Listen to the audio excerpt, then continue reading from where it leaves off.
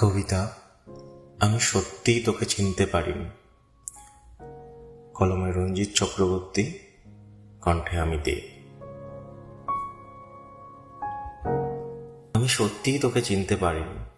মানুষ চেনার ক্ষেত্রে আমি ডাহা ফেল।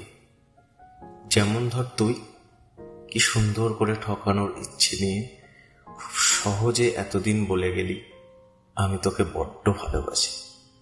জানিস, যেদিন তুই ছেড়ে গেলি, পাশে থাকবি বলেও হাতটা ছেড়ে দিলি, একবারও ফিরে তাকালি না, ভাবলি না কিভাবে তোকে ছাড়া ভালো থাকবো।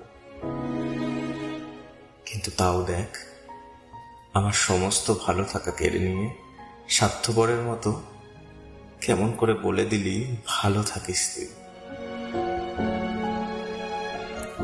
তবু মাসের পর মাস, বছরের পর বছর বোকার মতো তোর অপেক্ষা করে গেছি। ভেবেছি এই বুঝি ফিরে এলি।